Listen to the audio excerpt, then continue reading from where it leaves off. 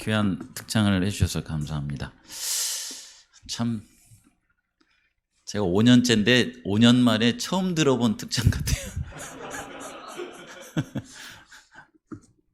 늘 반주만 했었는데 성산교회는 이렇게 다니면 다닐수록 새로운 것이 많아요. 그렇죠.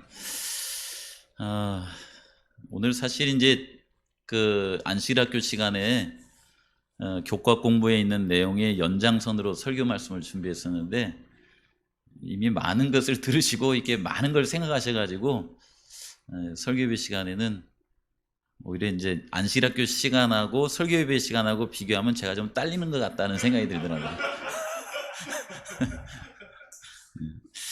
하지만 이제 제가 제목을 지극히 작은 자 하나 예계라고는 표현을 썼더라고요. 이게 하나 예계, 하나에게 다가가는 느낌의 그런 용법이라고 그래요. 그냥 하나 그러면은 이제 어떤 하나잖아요. 근데 우리가 살아가면서 예수님 재림하시기 전에 우리가 어떤 하나에게 향하는 마음이 우리의 마음 속에 있어야 된다라는 말씀을 생각하면서 사실 하나가 없어가지고 우리가 하늘에 가기가 힘들 수도 있잖아요. 그 하나. 근데 어쩌면 그 하나면 우리가 하늘이 가까울 수 있는데 그 하나가 없어가지고 늘 우리가 재림 신앙을 하면서 그렇게 살아갈 수 있겠구나 하는 생각을 하면서 했습니다. 우리 마태복음 25장 40절 우리 일단 같이 한번 읽어볼까요? 시작. 임금이 대답하여 가라사대 내가 진실로 너희에게 이르노니 너희가 여기 내 형제 중에 지극히 작은 자 하나에게 한 것이 곧 내게 한 것이니라. 네, 이렇게 말씀하고 있습니다. 마태복음 25장 31절에서 이제 34절을 이렇게 다 보시면은 예수님이 이 땅에 재림하시는 그때에 이미 심판한 것을 이제 재림할 때는 이제 심판의 결과를 이렇게 발표하는 거잖아요. 이렇게 드러내는 거잖아요. 쉽게 말하면은 신앙하시는 분들을 하나님께서 그걸 이제 우리가 재림 교회 우리가 이제 교리로 보자면은 예수님 재림하시기 전에 누구를 데려가야 될지 조사 심판의 기간 동안에 결정을 한다고 그러잖아요. 그냥 인심 써가지고 예수님의 이름으로 교회 다니시고 믿는 사람들은 다 데리고 갔으면 좋겠죠. 그냥 심판하지 말고. 어때요? 그러면 그냥 속이 막 시원해버리겠죠. 그렇죠. 그것 때문에 이것 때문에 이제 시험에 걸려가지고 또 이제 우리 교회를 떠나는 사람도 최근에 막 있고 그랬었잖아요. 뭔 조사 심판이냐. 예수님을 믿으면 되는 것이지. 그런데 또 이 예수님을 이렇게 믿는다고 이렇게 하면서 사시지만은 그들 가운데 꼭 심판을 뭐 너는 불합격, 너는 합격이 아니라 어느 분은 하나님의 나라가 행복하지 않는 그런 상태로 신앙하시는 분도 있을까요, 없을까요? 있겠죠. 어떤 분은 하나님의 나라가 그렇게 절실한데 어떤 분은 내가 교회는 다니지만 마음은 하나님의 나라에 살고 싶지는 않다라고 하는 그런 마음을 가진 분도 있을 거라는 것이에요.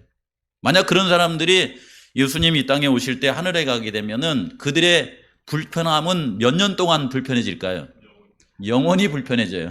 그래서 그들의 영원한 불편을 하나님께서 막으시는 거예요. 그 나라가 얼마나 좋은 나라인데 거기서 불편하게 살 필요 없잖아요. 그렇죠? 그래서 이 기간 동안에 하나님의 은혜를 마음속에 깊이 받고 또 우리의 마음속에 하늘에 적합하지 않는 그런 죄된 품성이 있으면 다 버리고 그리고 하나님의 은혜를 듬뿍 받으셔가지고 성령의 은혜 가운데 하나님의 나라에 적합한 사람이 되게 만드셔서 하늘이 우리에게 영원히 행복한 곳이 될 수 있도록 그렇게 이제 하시는 기간이 어떤 기간이냐면은 조사 심판의 기간이라는 거예요. 쉽게 말하면 조사 심판은 하늘에 갈 사람들에게는 축복이에요, 아니면 불행이에요. 굉장히 이게 축복된 기간입니다. 그렇죠. 그래서 우리 성도님들께서 이런 예수님의 재림을 기다리는 시간이 지나고 나면 여기 있는 말씀처럼 인자가 자기 영광으로 모든 천사와 함께 올 때에 자기 영광의 보좌에 이제 앉으리니 이제 이미 이제 이런 것은 끝난 거예요. 그분께서 이제 이 땅에 오십니다. 모든 민족을 그 앞에 모으고 각각 어떻게 하냐면 분별하기를 목자가 마치 뭘 분별하는 것처럼 분별을 해요? 얘가 염소인지 양인지 목자는 알아요, 몰라요? 알죠. 그렇죠. 그래서 얘는 염소구나, 얘는 양이로구나 해서 양은 어느 편에다 놓는다고 그래요? 양은 오른편에다 두고 염소는 왼편에다 이렇게 두어서 오른편에 있는 사람들에게는 예수님께서 그 임금께서 뭐라고 하시냐면 내 아버지께 복을 받은 자들이여 나와 창세로부터 너희를 위하여 예비된 나라를 상속받으라 이렇게 말씀하신다는 거예요. 왼편에 있는 사람들은요. 사실 이제 왼편에 있는 사람들은 이제 예수님의 재림이 이제 말하자면 그들의 운명이 1000년 동안 푹 쉬었다가 1000년 후에 다시 일어나서 하나님께서 그때에 저를 재림할 때에 하나님의 나라에 데리고 가지 않았던 것이 참 잘하신 겁니다. 이렇게 얘기한다고 그래요. 두 번째 이제 예수님이 세 번째 이 땅에 오실 때에 둘째 부활에 이렇게 부활하여서 하나님께서 그들에게 판단해 준 것을 가만히 생각해 보니까 그때 만약에 내가 부활했는데 무작정 따지지 않고 그냥 염소 같은 그런 이제 편에 서 있는 그런 상태로 하늘나라에 데리고 가면 그 하늘이 내게 가시방석일 뻔한 거예요.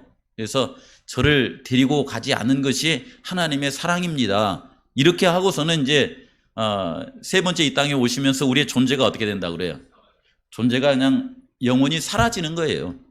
존재가 영원히 막 벌을 받고 그러는 것이 아니고 그냥 조용히 이렇게 사라지는 거예요.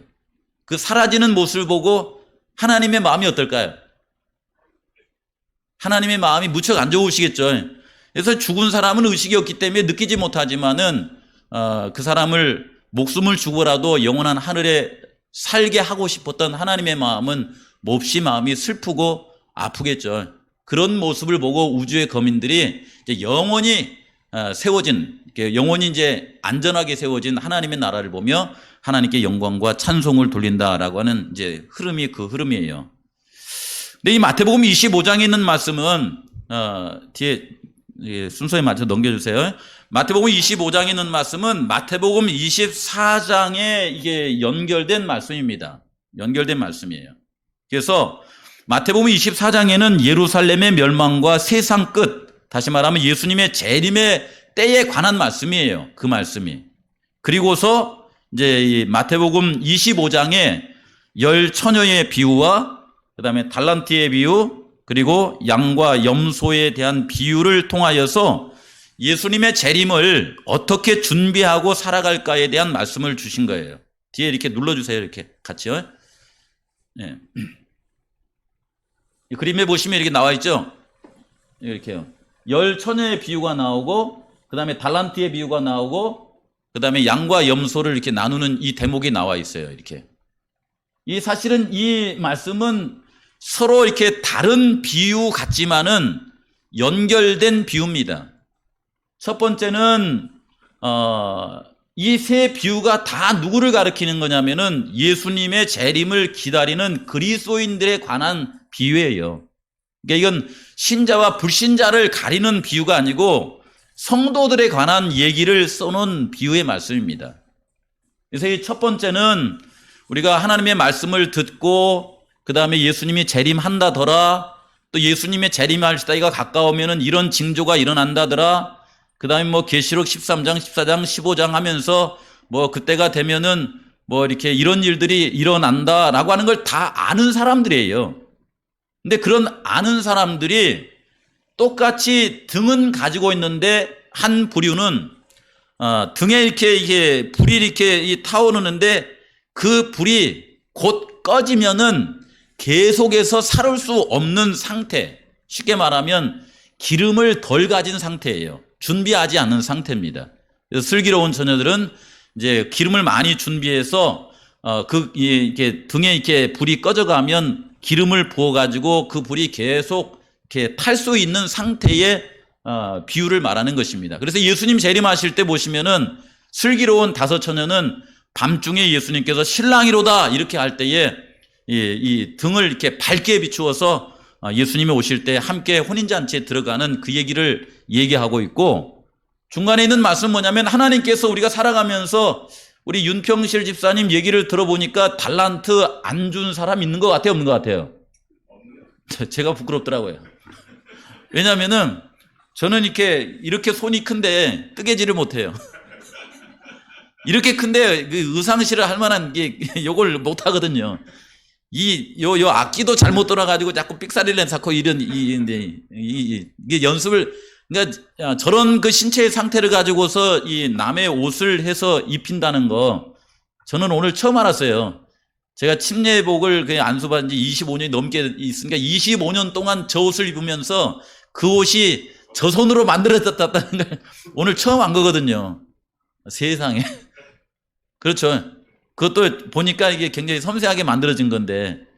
그러니까 저 앞에서는 제가 변명할 게 있어요, 없어요? 아무 변명할 게 없는 거야. 그러니까 오늘 우리 성도님들은 저 간증을 들음으로 말미암아 능력 주시는 자 안에서 저분도 할 수 있으면 우리도 할 수 있어요, 없어요? 그냥 무조건 할 수 있는 거예요. 변명할 거리가 없어져 버렸어요. 간증을 괜히 시켰다니까, 이게. 그래서 어쨌든 여기에 그 중간에 있는 달란트에 비해서 5달란트, 2달란트, 1달란트 줬는데, 두 사람은 이제 그 달란트를 주신 것을 가지고서 그냥 열심히 믿음으로 말미암아 이렇게 활용한 거예요. 그래서 그 달란트를 잘 활용해서 이렇게 나와서 간증을 하면서 하나님의 은혜에 감사한다라고 하는 그런 사람이었는데, 이 세 번째 사람은 말하자면 달란트를 받기는 받았는데 간증할 거리가 있어요, 없어요? 이유는 그걸 써먹지를 않은 거예요. 노력도 해보지도 않고. 그렇게 산 바람에 예수님 이 땅에 재림하시는 그날 사용한 사람은 이제 하나님의 나라를 이렇게 상속을 받고, 사용하지 않는 사람은 상속받지 못한다라고 하는 가운데 쪽 비유예요. 그 다음에 이제 이 마지막 비유는 뭐냐면, 오늘 말씀드린 대로 우리가 이 땅에 살아가면서 어떤 마음을 가지고 살아가야 될까? 큰 일을 맡긴 줄 알았는데 작은 일 이렇게 맡겨가지고 그 작은 일 감당할 때에 그 작은 일 감당한 것에 대한 결과를 우리에게 주시는 말씀입니다. 특별히 여기에 보시면은 인자가 자기의 영광으로 모든 천사와 함께 오실 때에 어느 쪽이죠. 어느 쪽에 있는 사람들이 말하자면 하나님의 나라를 상속받았어요. 그러니까 앞으로 이게 교회에 오시면 어느 쪽에 앉으셔야 돼요? 오른쪽에 앉으셔야 돼요. 왼쪽에 알고 앉은 거예요? 모르고 앉은 거예요? 알고 앉았습니다. 그러니까 우리 부집사님은 늘 왼편에 앉으시고 한장로님 오른편에 앉아. 이게 정장로님도 그거 알고 앉으신 거예요, 항상? 이제 이건 웃는 얘기예요. 어느 편에 앉으셔도 이건 상관없는 겁니다. 다만 이제 오늘 말씀을 할 때 이런 거 한번 생각해 보자는 거예요. 전도서 10장 2절에 있는 말씀에 보시면요, 우리에게 이런 말씀을 주십니다. 지혜자의 마음은 오른편에 있고 우매자의 마음은 왼편에 있느니라 라고 하는 말씀을 해요. 이게 솔로몬이 이 말씀을 이제 한 거잖아요. 이렇게 지혜자의 마음은 오른편에 있고 우매자의 마음은 왼편에 있느니라. 이건 이제 상징적인 말씀이에요. 이제 이 말씀을 통해서 우리가 한번 생각해 보는 거예요. 여기에 오른편과 여기에 왼편을 볼 때에 왼편은 뭘 상징하냐면은 갈라디아서 5장에 있는 말씀에 보시면은 육신의 열매와 성령의 열매에 대한 말씀을 하십니다. 그러니까 왼편에 있는 사람은 늘 살아가면서 우리의 마음속에 육신적인 그런 그 욕망이 일어날 때, 그 소욕이 일어날 때에 그 육신적인 소욕에 먼저 이렇게 반응하여서 살아가는 사람들을 대표합니다, 이것이요. 이건 대표성이 있어요. 요즘 뭐 여기 있는 사람은 그건 아니에요. 오해는 하지 마세요. 예.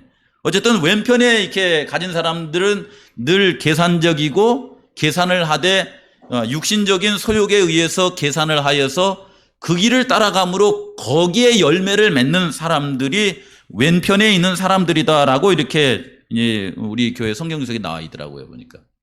그런가 하면 이제 오른편에 이렇게 사는 사람들은 지혜로운 사람들이라고 하는 것은 뭐냐면은 이 사람들은 제가 보니까 계산을 이렇게 그냥 겉핥기처럼 계산을 한 것이 아니라 치밀하게 계산하는 사람이에요.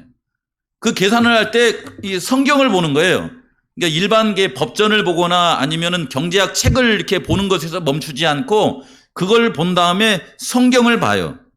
그리고 성경을 본 다음에 야, 이게 하나님께서 나에게 이걸 주셨는데 이거 어차피 내가 이렇게 먹고 살아도 먹고 살아도 70 아니면 80에 이 없어질 이 재산인데 이걸 어떻게 써야 말하자면 예수님이 나에게 영생을 주신다고 하면은 예수님 재림하실 때뿐만 아니라 영원한 시대를 두고서 내가 이익을 받을 수 있을까?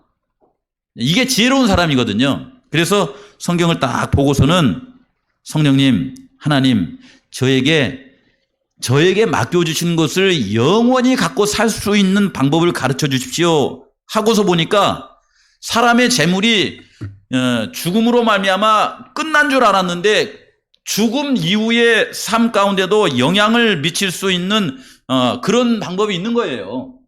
그래서 요 지혜로운 사람은 이 우편의 마음을 두고서 그것을 하나님께서 원하신 방법으로 사는 거예요. 그걸 뭐라고 하냐면 성령이 주시는 마음을 가지고서 성령의 열매를 맺은 사람들이 누구냐면 여기 우편에 오른편에 마음을 두는 사람이다. 이렇게 설명을 하고 있습니다.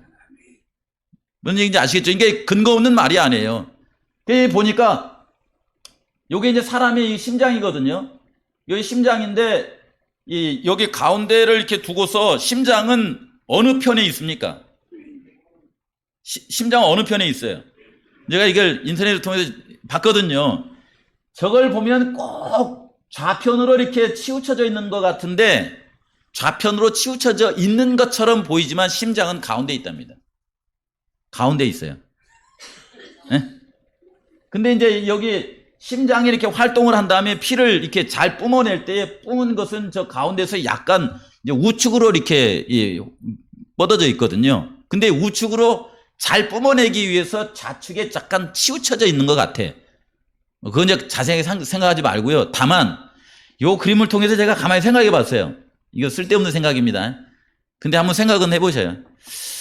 십자가에 예수님께서 달려 돌아가셨을 때 그분이 운명하신 다음에 그분이 이렇게 돌아가셨나 안 돌아가셨나 라고 하는 걸 확인하기 위해서 이제 이게 군병이 이렇게 예수님의 옆구리 양 옆구리 중에 한 옆구리를 찔렀을 거 아닙니까? 그렇죠. 근데 그 옆구리를 찔렀을 때에 좌측 옆구리를 찔렀을 것 같아? 우측 옆구리를 찔렀을 것 같아요? 예? 가만히 보니까 좌측인 것 같아요. 왜냐하면 좌측 쪽에 심장이 이렇게 치우쳐져 있잖아요. 그래서 이 좌측을 이게 여기 뭐라면 좌측을 찔러야 여기서 이제 말하자면 죽었는가 안 죽었는가를 확인할 수 있지 않습니까? 그렇죠. 그걸 가만히 생각해 보고 그 다음에 십자가의 한편 강도는 좌측에 있을까 우측에 있을까라는 생각을 해봤어요. 어디에 있을까요? 이건 정확하지 않아요. 이것은요. 그래서 오늘 설교를 들으시고 나서 누구한테 가가지고 십자가의 한편 강도 가운데 구원받은 강도는 우측에 있었다더라 이 말은 하지 마세요. 저기 이제 찍혔으니까 그 말은 하지 마세요. 근데 어디에 있었을 것 같아요? 우측에 있었을 것 같아 제 마음이. 그냥 거기 있었다는 건 아니에요. 근데 이걸 통해서 제가 이렇게 가만히 이게 명상하기를 무슨 생각을 했냐면은 그러면은 예수님의 이게 여기 옆구리 가운데 좌측이 이렇게 터졌고 그 다음에 예수님이 여기 가운데 계시고 우측에 우편 강도가 있다면은 이 예수님과 그 다음에 터진 요 좌측에 여기 그 옆구리의 상처와 우측에 있는 강도가 좌측에 있는 강도에게 어떤 마음을 품었을까 이런 생각이 들더라고요. 어떤 마음을 품었을까요? 너는 그냥 가. 어디로 가? 그냥 지옥으로 그냥 가거라. 이런 마음을 품었을까요? 아니면 안타까운 마음을 품었을까요? 그랬을 것 같아요. 왜냐하면 이미 우측에 마음을 품은 사람들은요 하나님의 은혜와 긍휼의 마음을 품고 살아가게 돼 있습니다. 그리고 그 사람들은 성령께서 주시는 생각을 가지고 하늘나라와 가까운 마음을 품고 살아가게 돼 있거든요. 그래서 이 십자가 위에서 흑백을 나누는 것이 아니라 예수님과 만약에 우편에 우리 성도님들께서 계셨다고 하면은 우리 성도님들께서 좌편에 있는 사람을 위해서 기도하는 모습으로 거기에 서 있지 않을까라는 그런 생각을 해보게 되더라고요. 이렇게. 물론 이거 어디 근거 있는 얘기는 아니에요. 근데 다만 십자가가 하나님의 품성을 대변하는 것이라고 하면은 그런 마음이었겠다라는 생각을 제 마음속에 한번 가져보는 것입니다. 여러분 때때로 이렇게 살아가다 보시면은 우리가 이 성경을 읽을 때에 예수님은 그분께서 아프실 때 누군가의 병문안을 받았다라고 하는 성경의 기록이 있어요, 없어요? 예? 없어요. 그렇죠.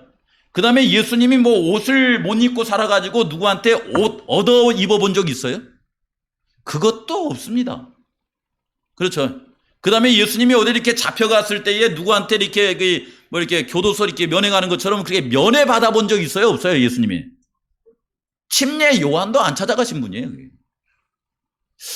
그런데 오늘 말씀에서 보시면은 내가 줄일 때에 너희가 먹을 것을 주었고 목마를 때에 마시게 하였고 나그네 되었을 때에 영접하였고 벗었을 때에 옷을 입었다. 이 말은 뭐냐면은 누군가 그분이 계셨었는데 그분을 누가 이렇게 병문안 갔다는 거예요. 아플 때에. 그렇잖아요. 갇혔을 때에 면회 갔다는 거예요.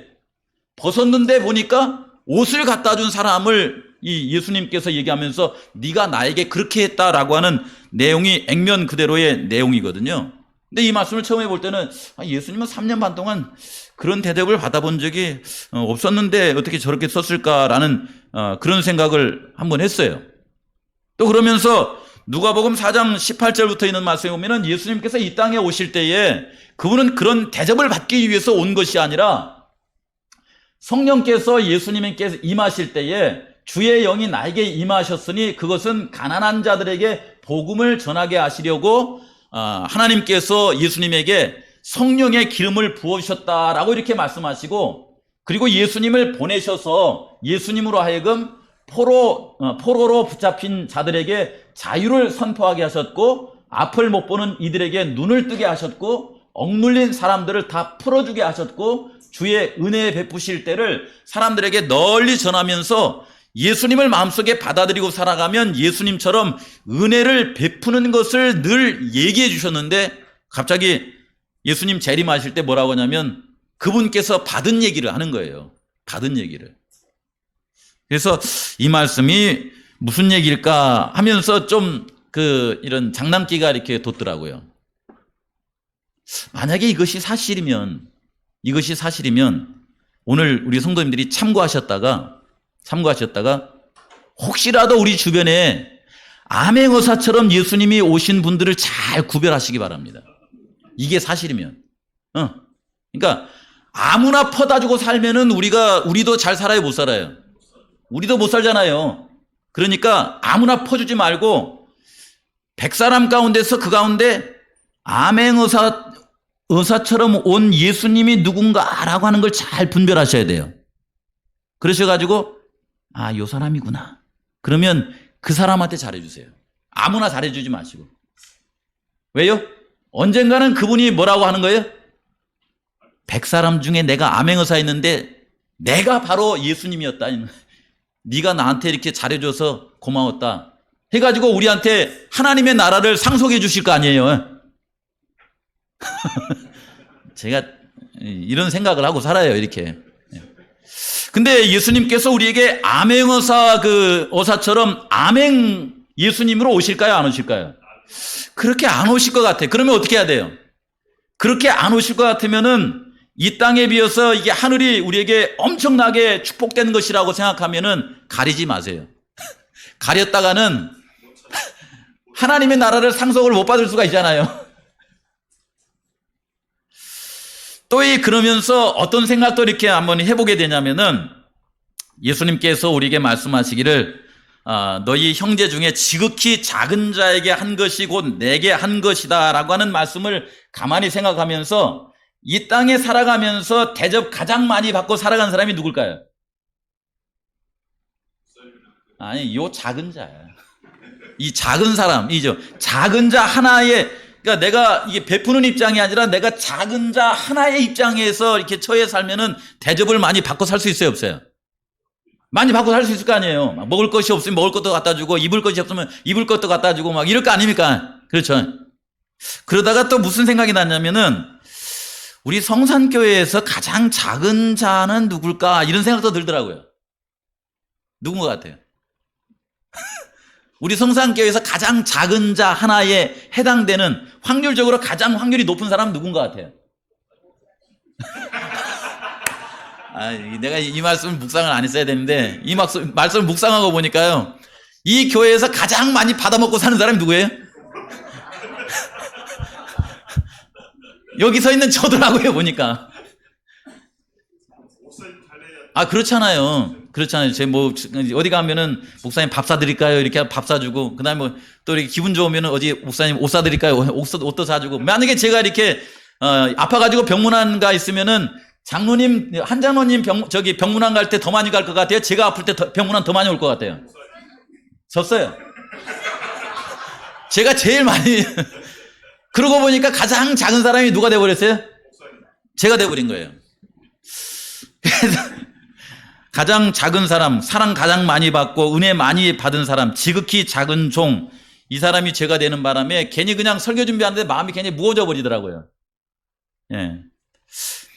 이렇게 많이 받고 살아갔다가는, 많이 준 사람들은 하나님의 나라를 상속받는다고 그랬는데, 많이 받고 살아가면 하나님의 나라를 상속 준다는 말씀이 그 마태복음 25장에 없어요. 이게 저는 받다가 끝나버릴 것 같아요. 안 될 것 같아요. 이렇게 되면 안 되죠. 제가 아무리 이게 받는 것이 좋다고 하지만은 하늘나라를 포기하면서까지 받을 마음은 없거든요. 제주에 살면은 이제 가끔 이렇게 찾아오는 것이, 바람과 더불어서 외로움이 나는 것이 찾아오더라고요. 이 제주를 안 좋게 평하려고 하는 거 아니니까 끝까지 들으셔야 돼요. 외로움이 찾아와요. 이게 사실이죠. 왜냐하면 제주는 섬이니까. 그렇죠? 그 다음에 또 이 살아가다가 누군가하고 이렇게 밥을 먹어야만 해결될 수 있는 허전함도 찾아와요. 그렇죠?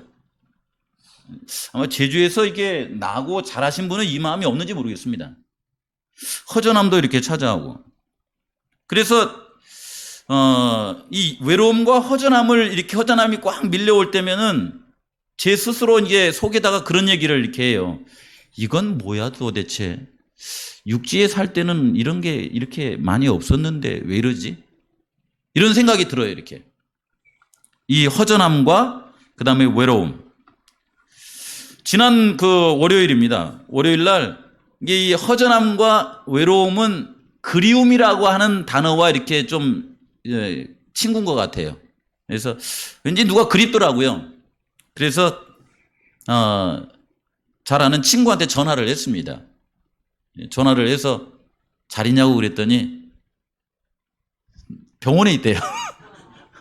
병원에. 딱 그때 전화를 했는데 병원에 있다는 거야. 그래서 좀 조짐이 안 좋았어요. 어째 병원에 있냐 그랬더니, 지난 안식일 저녁에 그 친구가 이제 그 크론씨 병에 있어요. 크론씨 병. 그게 뭐냐면 이제 요즘 현대의 젊은이들 가운데서 이 병이 많다고 그래요. 이 자가 면역 계통의 질병으로, 여기 이제 우리 이제 위장에서 내려가서 소장을 거쳐갖고 대장으로 이렇게 나가가지고 이제 저 뒤쪽으로 나가잖아요. 근데 그 소장과 대장에 염증이 있는 사람들이 요즘 그렇게 많다네요, 이렇게. 근데 친구도 이제 거기에 염증이 있어가지고 이제 생활하다가 한 번은 이제 화장실에 가서 이제 볼일을 보는데, 이 화장실이 시뻘개져 버린 거예요, 이렇게. 거가.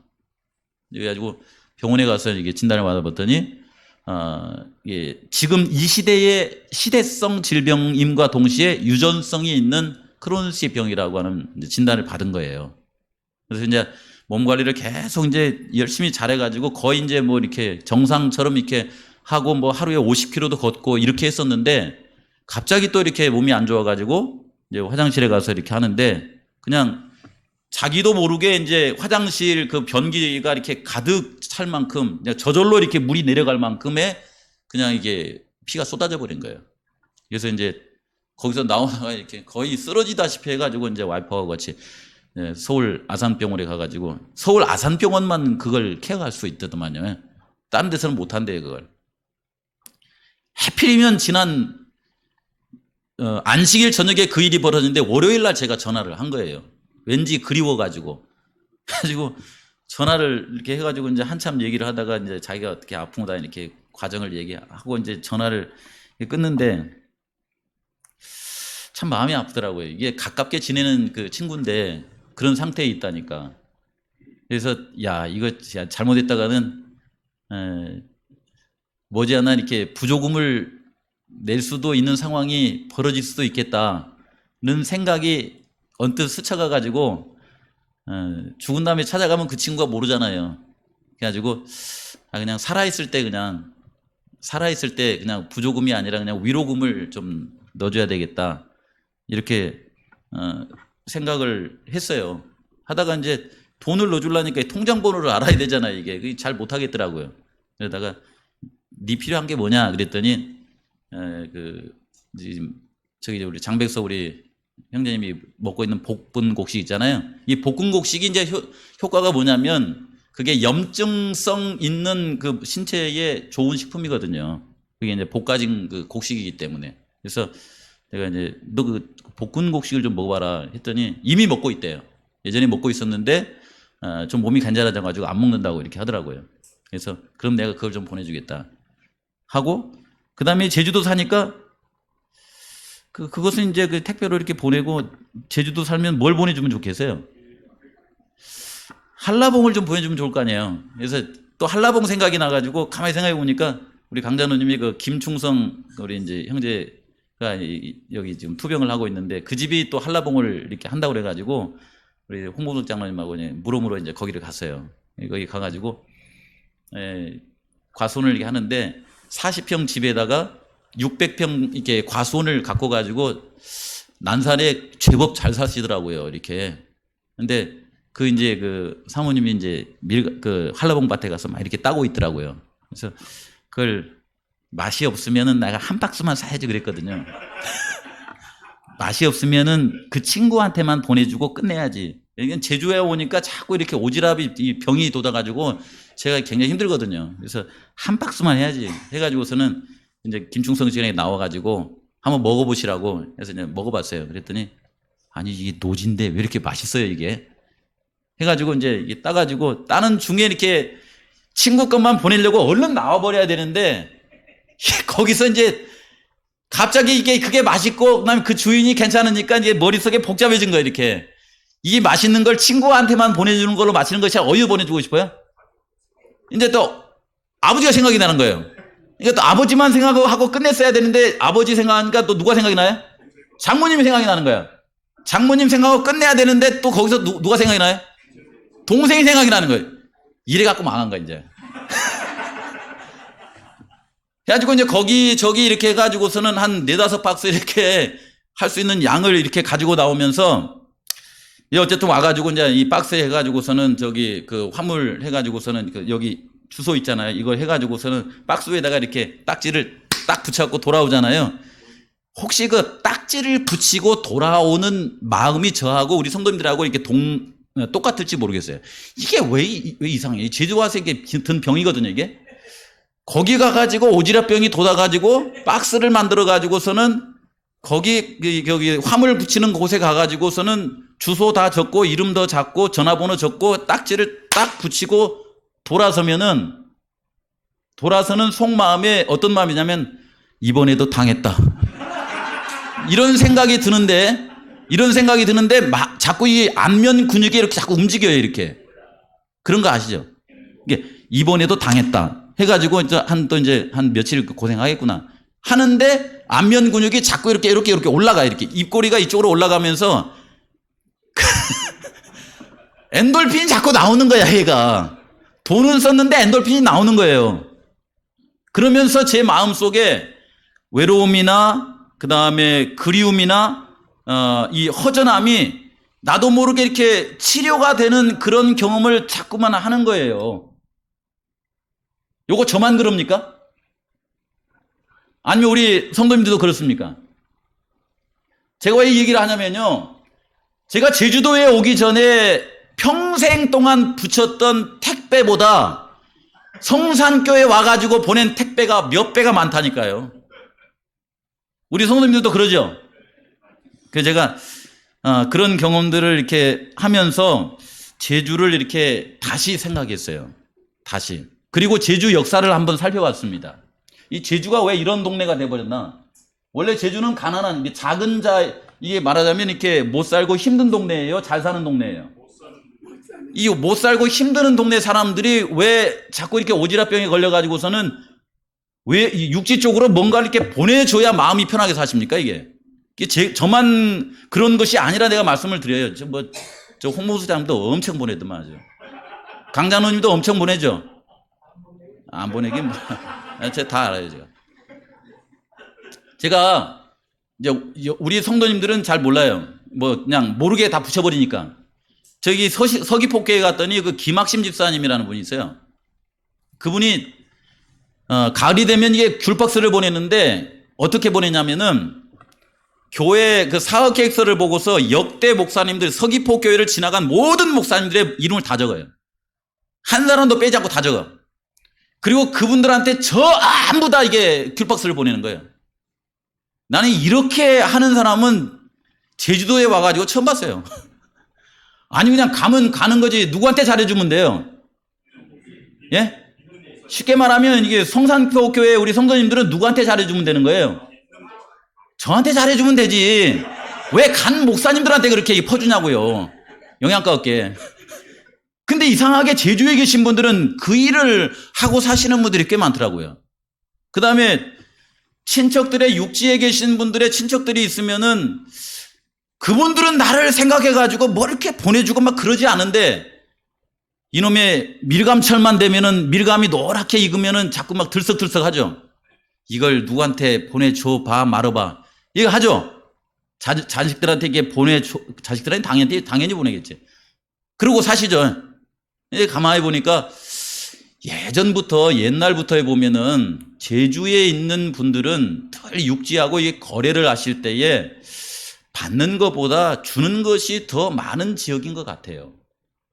예전에 보면 그 왕실에서 이렇게 쓰던 말들도 왕실에서 좀 보내라 그러면은 이 제주에서 이렇게 우도에서도 그런 말을 키웠다 그러고 역사에 보면은 저기 어디에요? 간마장길도 거기서도 키웠다 그래서 말을 키워가지고 어디로 보내 이렇게요. 이제 말하자면 한양으로 이렇게 보내던 늘 이렇게 물질은 제주에서 위로 올라가는 이렇게 습성이 있었던 것 같아요, 이렇게. 그쵸? 예. 그래서 그런지 여기에 살면서 그렇게 이렇게 뭔가를 이렇게 육지에다가 보내주고 나면은 왠지 모르게 마음이 행복해지고 몸이 가벼워지고 영혼이 가벼워지는 그런 느낌을 이렇게 받았는데 우리 성도님들도 그러시리라고 이렇게 생각을 합니다. 그래서 이 말씀을 보면서 제주에 사시는 우리 성도님들은 하늘이 좀 가깝겠다라는 생각이 들어요. 그래서 이 시대 소망에 있는 말씀을 보니까 이 말씀 있는 거예요. 같이 한번 읽어보십시다. 시작. 자비로운 모든 행동은 하늘에서 음악이 된다. 보좌에 앉으신 아버지께서는 이기심이 없는 일꾼들은 당신의 가장 귀중한 보물들 가운데 계수하신다고 그랬죠. 이 계수한다는 말은 뭐냐면은 예수님이 재림하실 때에 음악이 많이 흐르는 그곳에 있는 사람들을 더 많이 하나님의 나라에 데리고 가고자 수를 헤아리신다라고 하는 그런 말이에요. 그렇죠. 아마 이 말씀에 해당된다고 하면은 제주에 계신 분들은 많이 나누어 주심으로 행복한 삶을 더 많이 사시는 분들이 모여 사는 곳이 제주가 아닌가라는 그런 생각을 해봅니다. 맞는 것 같아요? 틀리는 것 같아요?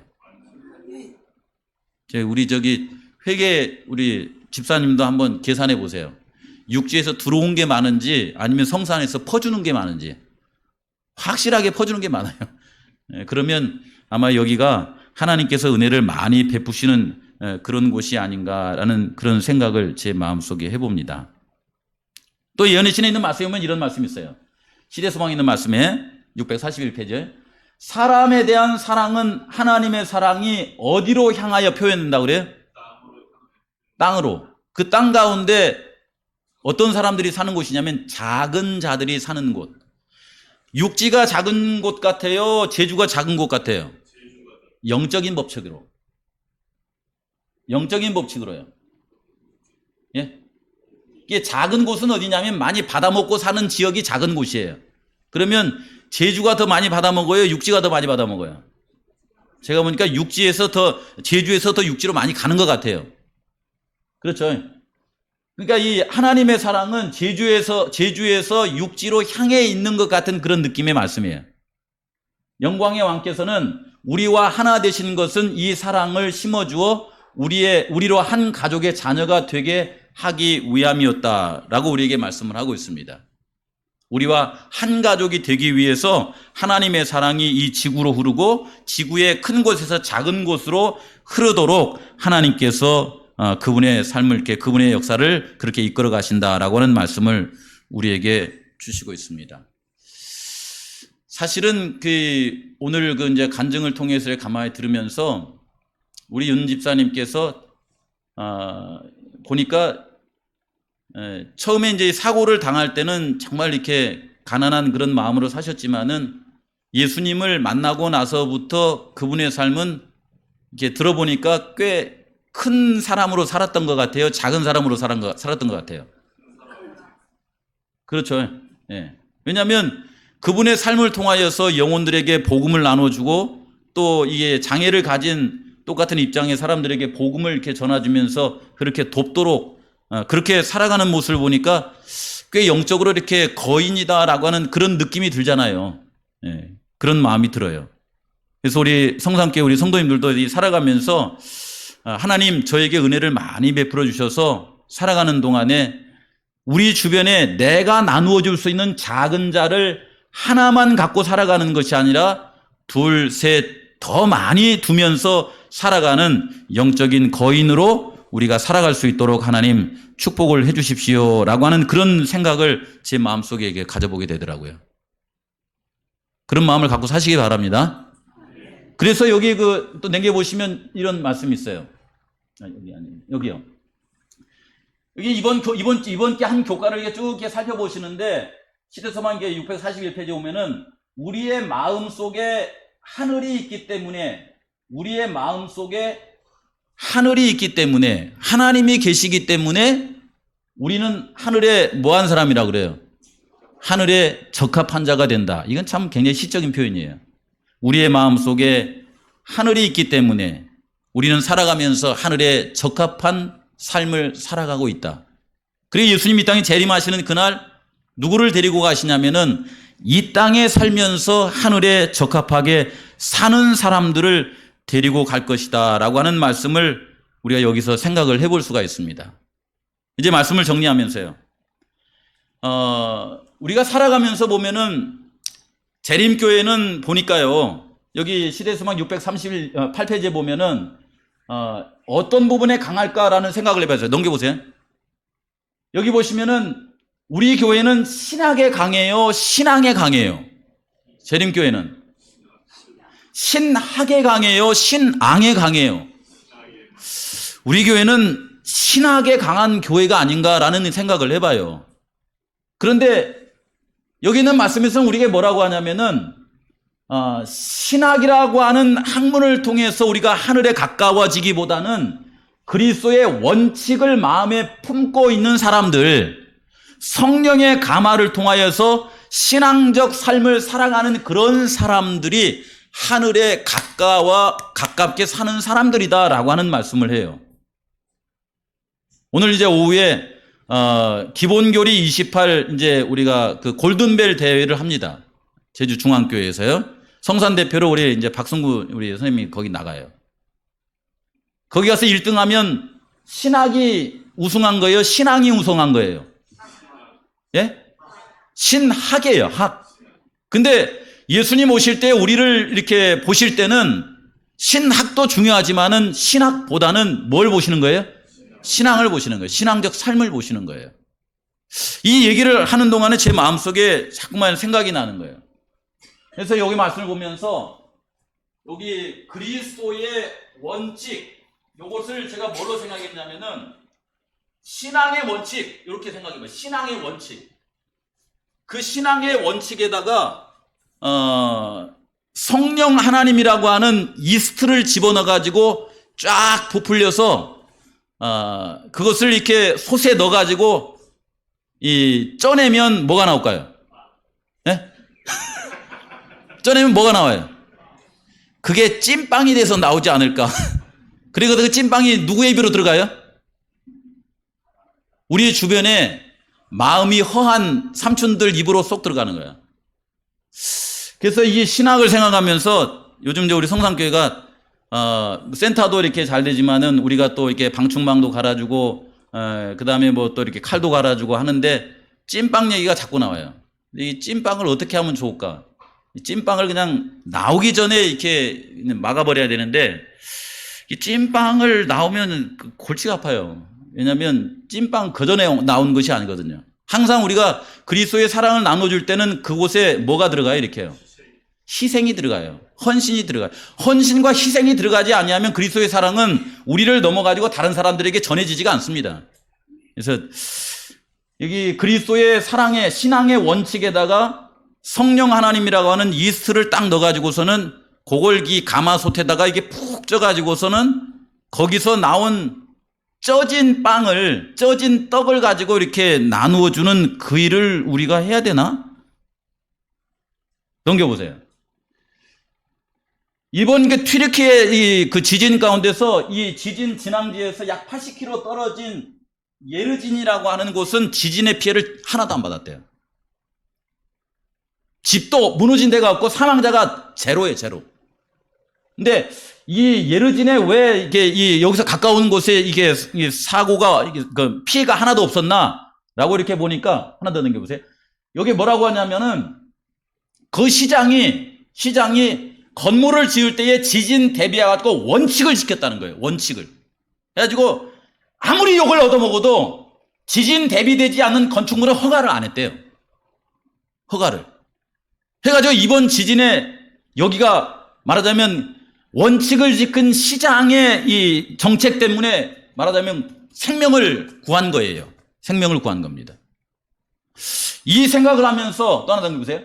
이 생각을 하면서 무슨 생각을 했냐면은 잘만 준비하는 예수님의 재림할 때에 우리 성산교회에 있는 모든 성도님들이 한 사람도 낙오 없이 다 하늘나라에 갈 수 있을까요, 없을까요?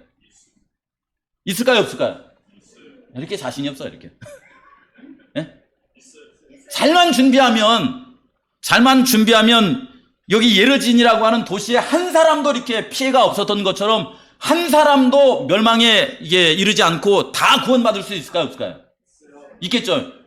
그렇게 할 수 있는 방법이 뭐냐? 그렇게 하려면은 유비무환. 여기 보면 이 비자가 무슨 비자예요? 미리 준비하라는 거예요. 미리 준비하지 않고 일이 일어나지 않아요.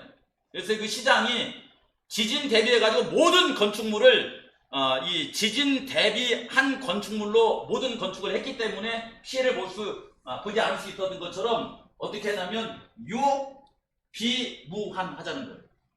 네? 요 유비무환은 뭐예요? 이건 좀 만들어낸 말이에요. 빌리고 하자는 거예요. 누구를 믿어요? 하나님을 믿어요. 예수님을 믿는 거예요. 예수님을 믿는 마음으로 준비하시고 두 번째는 뭐 하자는 거예요? 여기 뭐예요? 여기 미국제 미제 읽어보세요. 네? 제가 억지로 만들어낸 똑같은 비인데 사랑하자는 거예요. 사랑하자는 거예요. 그렇죠. 작은 자 하나에게 우리가 희생하고 사랑하지 아니하면 준비되지 않아요. 그래서 U 알파벳 B 하면 나중에 환란 때에 잃어버린 사람이 없을 것이다. 이렇게 우리 성도님들에게 말씀을 드리고 오늘 말씀을 마치겠습니다. 작은 자 하나에게 우리의 마음이 향해 있지 아니하면, 우리의 마음 속에 하늘이 미리 있지 아니하면 예수님 재림하시는 그날 우리가 하늘로 저절로 옮겨지지 않습니다. 미리 사랑의 원칙을 가지고서 작은 자 하나에게 예수님에게 하는 것처럼 그렇게 믿음으로 살아가시는 우리 성도님들의 삶이 되시기를 오늘 간절히 바랍니다.